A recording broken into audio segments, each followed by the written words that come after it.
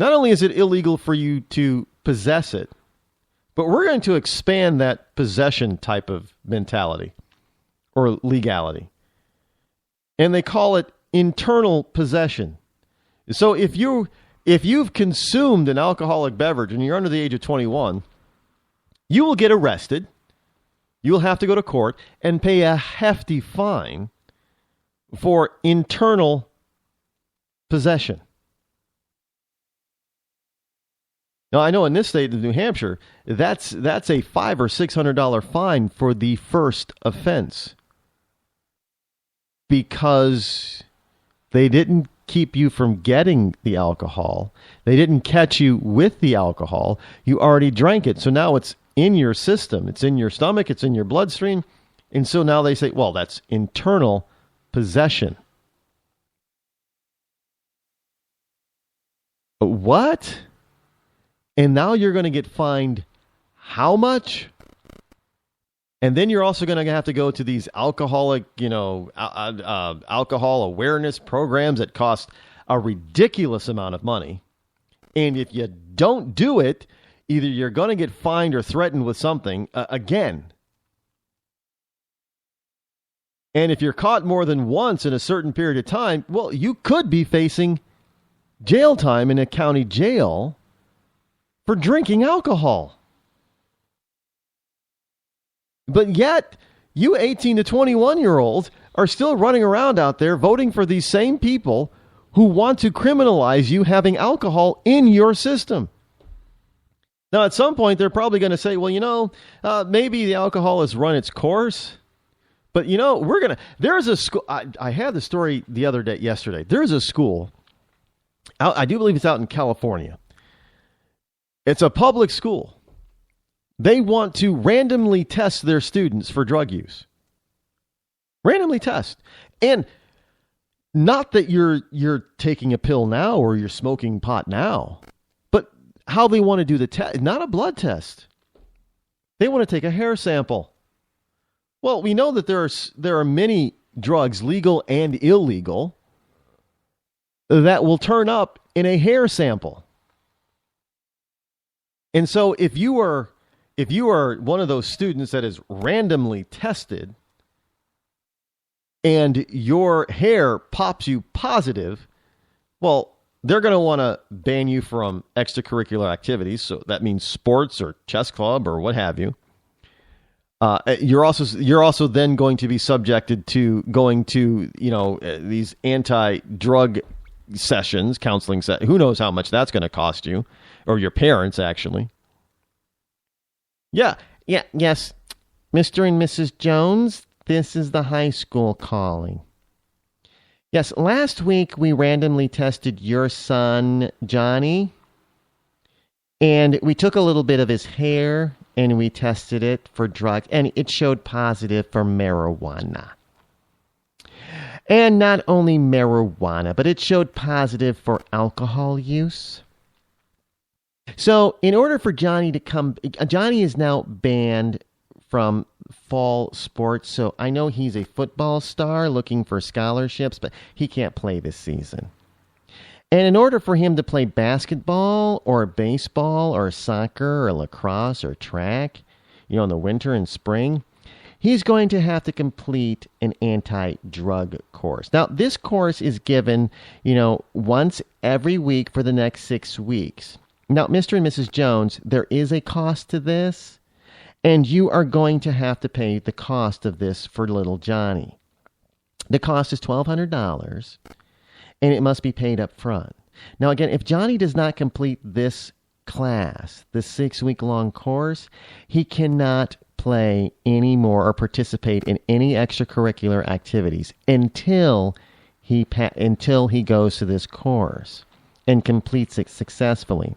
Now, this will stay on the books for the rest of the time that he's in school.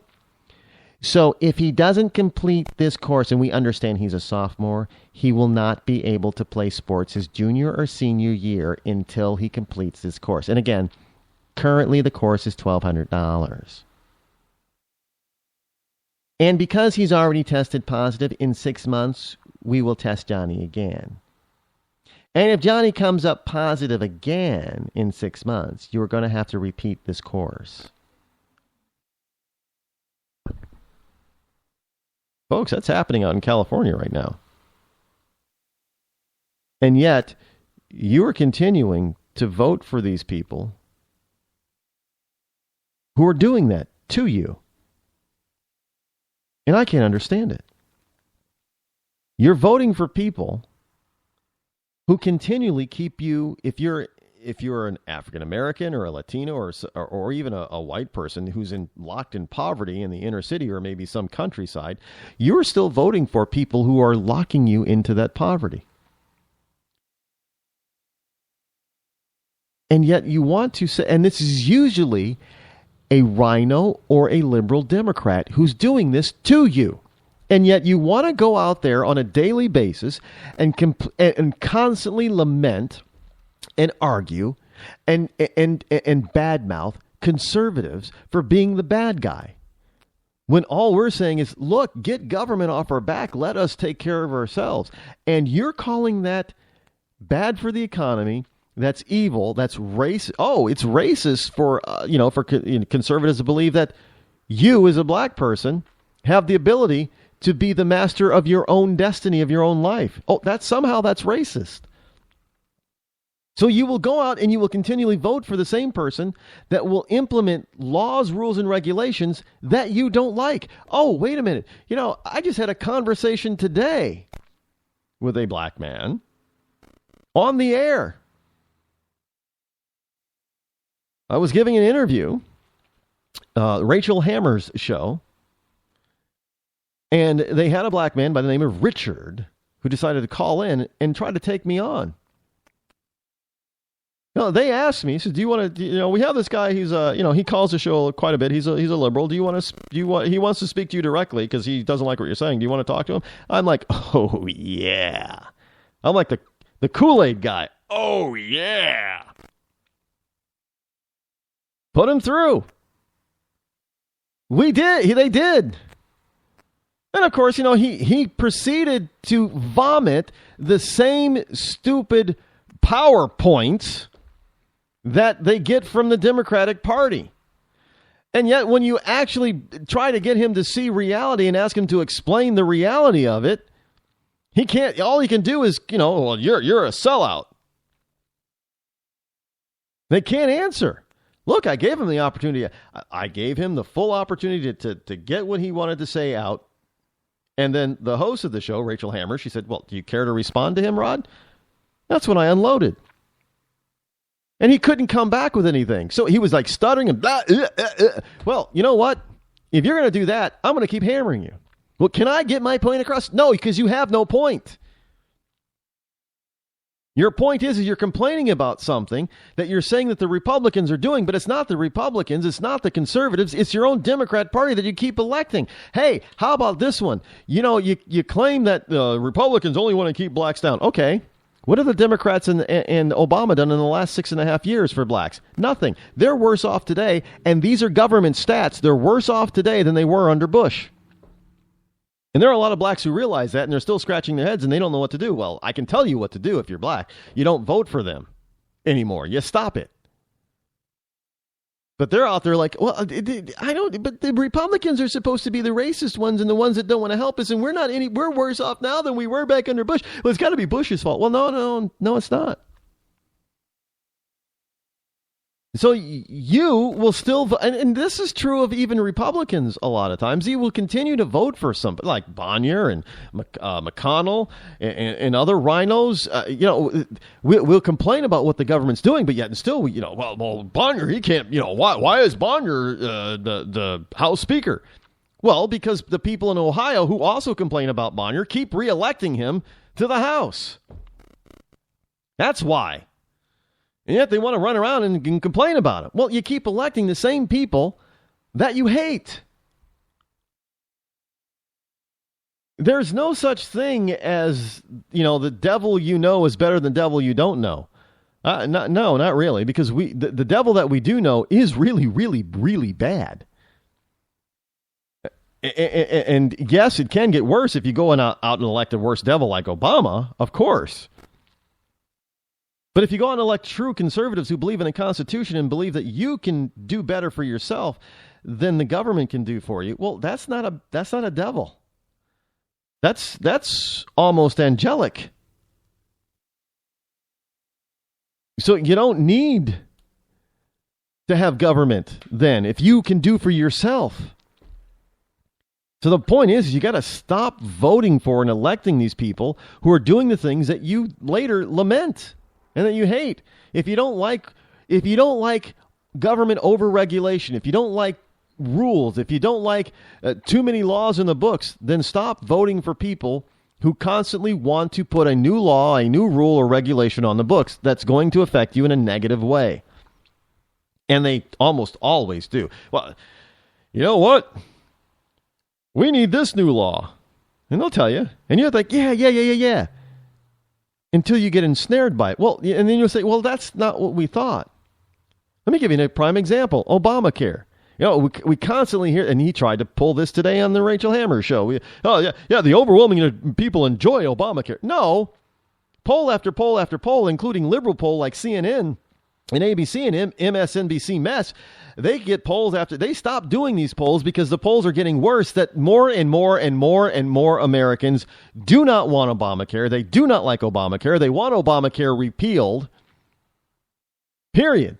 They don't want to repeal and replace. They just want to repeal. And yet we have all these wonderful Republicans running around out there. And I'm going to mention one, even Rubio. Well, we need to repeal and replace. No, Senator, we don't need to replace. We need to repeal and get the government out of our health care. That's what we need to do. We don't need to replace it with something else. But yeah, we're going to run around and elect all these people that did something that we did not like. That did something that we have come to hate and loathe. And that's for a lot of you liberal Democrats. You will continually out there in California reelect Nancy Pelosi, and she was one of the biggest culprits of jamming down Obamacare down our throats. And even people out in California, a lot of liberals don't like Obamacare. But who are they going to vote for? Nancy Pelosi. Why? I'm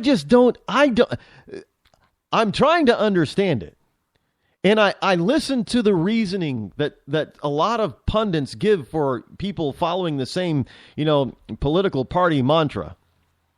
But when you actually get down to it and you get down in the gutter and you're actually living your daily life, and this is all affecting your daily life, it's affecting your wallet, it's affecting your family, it's affecting your kids and how you raise your kids and how they grow up, and if your kids are going to have a better life than you, and yet somehow sticking to that party line, voting Democrat or voting Rhino is more important than what they're doing to you and your family. I don't understand that. I don't understand how you go into a voting booth and say, yeah, I don't like John Bonnier. Oh, let's see, we got John Bonnier, the Rhino, and his Democratic counterpart. Oh, and over here we've got this wonderful conservative. I want to vote for Bonnier. I don't get Nancy Pelosi. She helped, pass Obamacare. We hate Obamacare. Obamacare is costing me a lot of money because now my health care is costs are through the roof. Let's see. Who am I going to vote for? Oh, Nancy Pelosi. I don't understand it. I don't get it. Look, if somebody's doing something to me that I don't like, that's an elected official, I'm looking for somebody to replace them. I'm not looking to, it's like they can't wait to get back in that voting booth. And this is why Clinton is still so high. You know what? Hillary Clinton should be registering in the negative percentile. There is no possible way that she should even be close to being top of the Democratic nominee pile right now. Absolutely none. But the only reason that people are supporting her is, well, she's a woman and she's a Democrat. We got to stay with the Democrat Party, have some Democratic fun. And she's out there telling you, you know what? We need more regulation out there. We need more rules. We need more laws because y'all just don't know how to live your lives right. And that affects you in a terrible way and makes things more expensive for you and your family, yet you'll still vote for them?